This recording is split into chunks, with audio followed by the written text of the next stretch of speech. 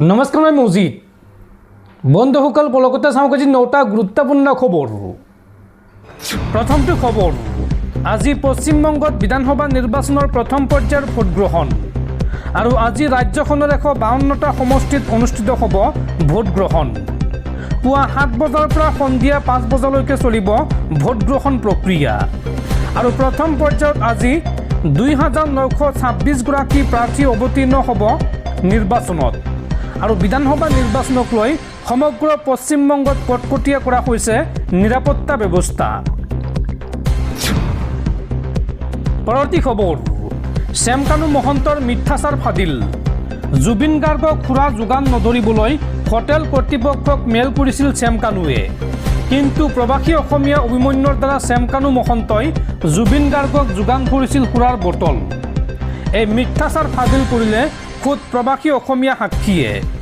আদালতত এই কথা উপস্থাপন কৰিলে চৰকাৰী অধিবক্তাই। পৰৱৰ্তী খবৰ, পশ্চিমবংগত নাচ গানত ব্যস্ত মুখ্যমন্ত্ৰী হিমন্ত বিশ্ব শৰ্মা।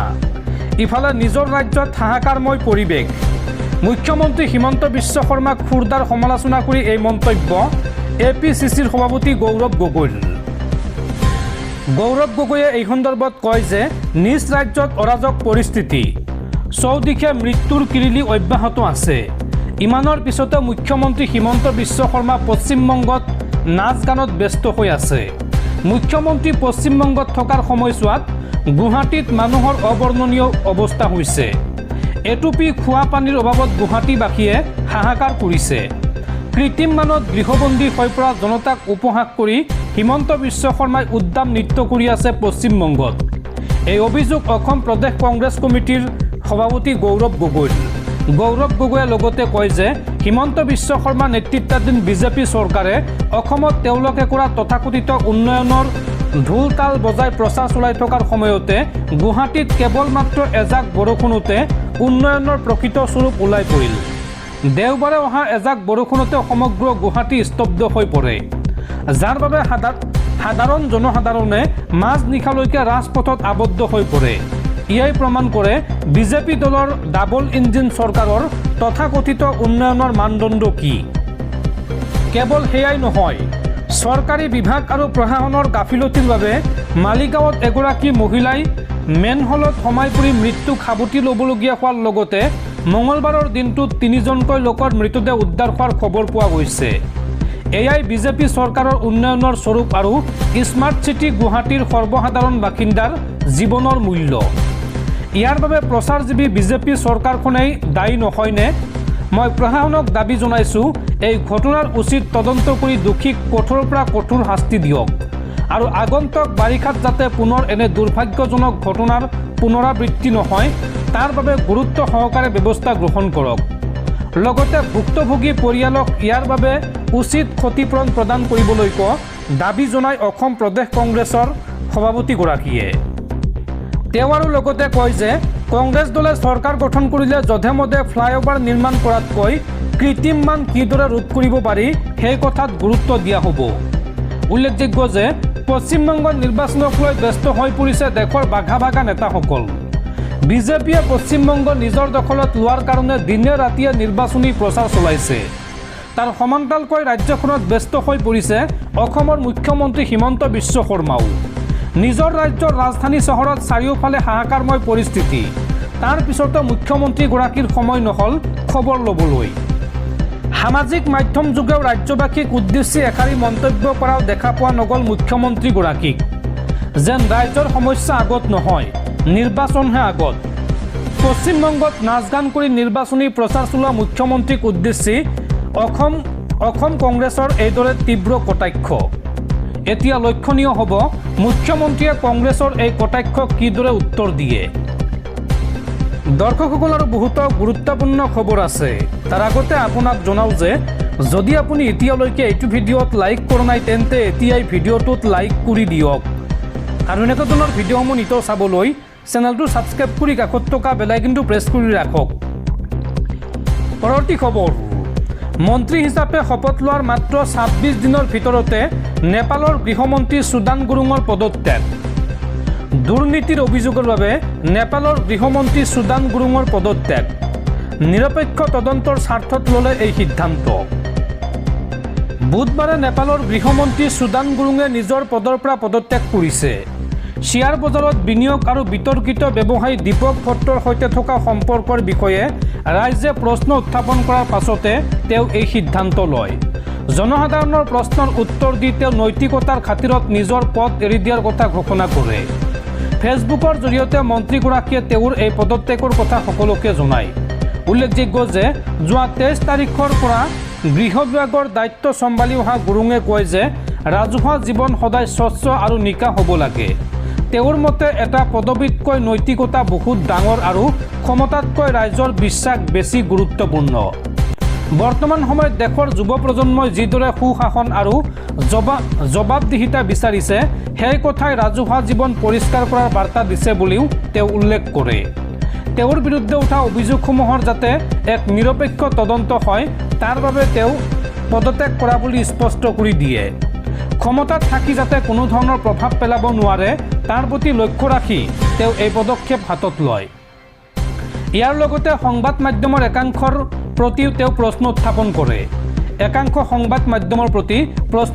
কৰে। তেওঁ কয় যে একাংশ সাংবাদিকৰ কথা লাহে লাহে পোহৰলৈ আহিব। যিসকলে এখন আদৰ্শ সমাজ বিচাৰে তেওঁলোকেও ত্যাগ আৰু নৈতিক সাহস দেখুৱাব লাগিব বুলিও তেওঁ মন্তব্য কৰে। শেষত সাধাৰণ ৰাইজ আৰু বিশেষকৈ যুৱক যুৱতীসকললৈ তেওঁ এক বিশেষ আহ্বান জনায়। তেওঁ কয় যে যদি দেশত সঁচাকৈয়ে পৰিৱৰ্তন আনিব লাগে তেন্তে সকলোৱে সত্য, সততা আৰু আত্মশুদ্ধিৰ পথ বাছি ল'ব লাগিব। পৰৱৰ্তী খবৰ, যুদ্ধজৰ্জৰ মধ্যপ্ৰাচ্যৰ পৰা পুনৰ আহিছে ডাঙৰ খবৰ। ভাৰতলৈ আহি থকা জাহাজক পুনৰ টাৰ্গেট ইৰাণৰ। বন্ধ হৈ থকা হৰমুজ প্ৰণালীত IRGCয়ে জব্দ কৰিছে ভাৰতৰ দুখনকৈ জাহাজ। ইৰাণৰ চৰকাৰী মিডিয়াত প্ৰকাশ পাইছে এই তথ্য। পুনৰ ভাৰতলৈ আহি থকা জাহাজত আক্ৰমণ ইৰাণৰ। হৰমুজ প্ৰণালীত ভাৰতৰ দুখনকৈ জাহাজত আক্ৰমণ ইৰাণৰ। আক্ৰমণৰ পিছতে ইৰাণে ভাৰতৰ জাহাজ দুখন জব্দ কৰিছে। হৰমুজ প্ৰণালীত নিয়ম ভংগৰ অভিযোগত ভাৰতীয় জাহাজক টাৰ্গেট ইৰাণী সৈন্যৰ। জাহাজ দুখনে হৰমুজ প্ৰণালীৰে পাৰ হ'বলৈ চেষ্টা চলোৱাৰ অভিযোগ। আৰু বন্ধ হৈ থকা হৰমুজ প্ৰণালীত IRGCয়ে জব্দ কৰিছে এই ভাৰতীয় জাহাজ দুখন। ইৰাণৰ চৰকাৰী মিডিয়াত প্ৰকাশ পাইছে এই তথ্য। উল্লেখযোগ্য যে ইয়াৰ পূৰ্বেও হৰমুজ প্ৰণালীত টাৰ্গেট কৰা হৈছিল ভাৰতীয় জাহাজক। পৰৱৰ্তী খবৰ, প্ৰধানমন্ত্ৰী নৰেন্দ্ৰ মোদীক সন্ত্ৰাসবাদী আখ্যা দি নিৰ্বাচন আয়োগৰ জাননীৰ সন্মুখীন কংগ্ৰেছৰ ৰাষ্ট্ৰীয় অধ্যক্ষ মল্লিকাৰ্জুন খাৰ্গে। ভাৰতৰ নিৰ্বাচন আয়োগে বুধবাৰে কংগ্ৰেছৰ সভাপতি মল্লিকাৰ্জুন খাৰ্গেলৈ এখন কাৰণ দৰ্শোৱাৰ জাননী প্ৰেৰণ কৰিছে। মল্লিকাৰ্জুন খাৰ্গেয়ে শেহতীয়াকৈ প্ৰধানমন্ত্ৰী নৰেন্দ্ৰ মোদীক সন্ত্ৰাসবাদী বুলি মন্তব্য কৰিছিল। নিৰ্বাচন আয়োগে এই মন্তব্যক অতি গুৰুত্ব সহকাৰে লৈ এই কঠোৰ পদক্ষেপ গ্ৰহণ কৰিছে। প্ৰধানমন্ত্ৰীৰ বিৰুদ্ধে এনে বিতৰ্কিত মন্তব্য কৰাৰ পাছতে কেন্দ্ৰীয় বিত্তমন্ত্ৰী নিৰ্মলা সীতাৰমণকে ধৰি বিজেপিৰ 3গৰাকী কেন্দ্ৰীয় মন্ত্ৰীৰ এটা দলে নিৰ্বাচন আয়োগৰ কাষ চাপে। তেওঁলোকে কংগ্ৰেছৰ সভাপতিগৰাকীৰ বিৰুদ্ধে কঠোৰ ব্যৱস্থা গ্ৰহণ কৰিবলৈ নিৰ্বাচন আয়োগক দাবী জনায়। বিজেপিৰ মতে খাৰ্গেৰ এই মন্তব্য কেৱল প্ৰধানমন্ত্ৰীৰে নহয় বৰঞ্চ দেশৰ কোটি কোটি জনসাধাৰণৰ বাবে এক ডাঙৰ অপমান আৰু ইয়াৰ ফলত এক বৃহৎ ৰাজনৈতিক বিবাদৰ সৃষ্টি হৈছে। উল্লেখযোগ্য যে চেন্নাইত সাংবাদিকৰ সৈতে হোৱা কথা বতৰাত মল্লিকাৰ্জুন খাৰ্গেয়ে বিজেপি আৰু AIADMK দলৰ মিত্ৰতাক তীব্ৰ সমালোচনা কৰাৰ সময়ত এই মন্তব্য কৰিছিল। তেওঁ মন্তব্য কৰিছিল যে AIADMK দলে কেনেকৈ মোদীৰ লগত লগ লাগিব পাৰে যিহেতু তেওঁ এজন সন্ত্ৰাসবাদী।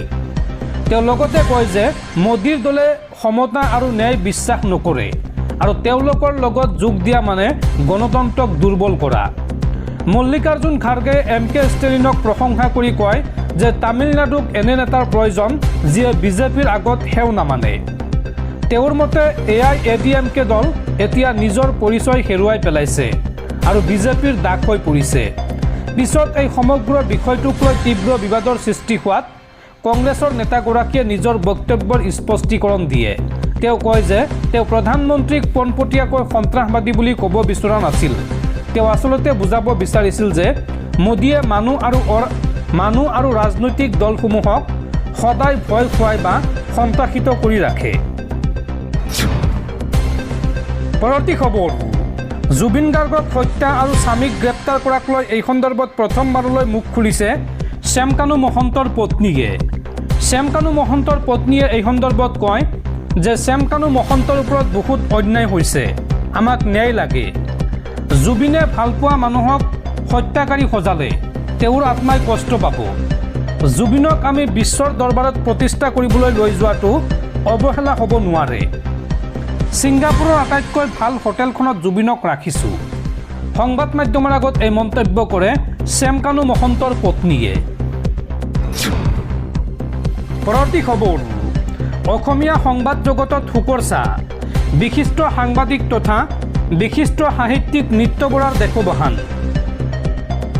অসমৰ সংবাদ জগত আৰু সাহিত্য জগতলৈ আজি নামি আহিছে এক গভীৰ শোকৰ ছাঁ। অসমীয়া সংবাদ জগতৰ এগৰাকী অতি চিনাকী আৰু বিশিষ্ট ব্যক্তি প্ৰবীণ সাংবাদিক তথা সাহিত্যিক নিত্য বৰাৰ 22 এপ্ৰিল তাৰিখে দেশোবহান ঘটে। যোৰহাট চিকিৎসা মহাবিদ্যালয় হাস্পাতালত দিনৰ 2:20 তেখেতে শেষ নিশ্বাস ত্যাগ কৰে। জানিব পৰা মতে তেখেতে দীৰ্ঘদিন ধৰি অসুস্থ হৈ আছিল আৰু চিকিৎসাধীন অৱস্থাত আছিল। নিত্য বৰাদেৱে অসমৰ আগশাৰীৰ দৈনিক বাতৰি কাকত অসমীয়া প্ৰতিদিনৰ প্ৰাক্তন সম্পাদক হিচাপে দীৰ্ঘদিন ধৰি কাৰ্যনিৰ্বাহ কৰিছিল। সাংবাদিকতাৰ সমান্তৰালকৈ তেখেত এগৰাকী সুপ্ৰতিষ্ঠিত লেখক আৰু নিপুণ নিবন্ধকাৰ হিচাপেও পঢ়ুৱাই সমাজত অতি পৰিচিত আছিল। নিজৰ জীৱনকালত তেখেতে বহুকেইখন গুৰুত্বপূৰ্ণ গ্ৰন্থ ৰচনা আৰু সম্পাদনা কৰি থৈ গৈছে। তেখেতৰ এই বিয়োগে অসমৰ সমাজ জীৱন, সাংবাদিকতা আৰু সাহিত্য জগতত এক বৃহৎ শূন্যতাৰ সৃষ্টি কৰিলে। প্ৰাপ্ত তথ্য অনুসৰি প্ৰয়াত সাংবাদিকগৰাকীৰ শেষকৃত্য গুৱাহাটীত সম্পন্ন কৰা হ'ব বুলি জানিব পৰা গৈছে। তেখেতৰ মৃত্যুত ৰাজ্যৰ বিভিন্ন প্ৰান্তৰ গুণমুগ্ধসকলে গভীৰ শোক প্ৰকাশ কৰিছে আৰু তেখেতৰ বিদেহ আত্মাৰ চিৰশান্তি কামনা কৰিছে।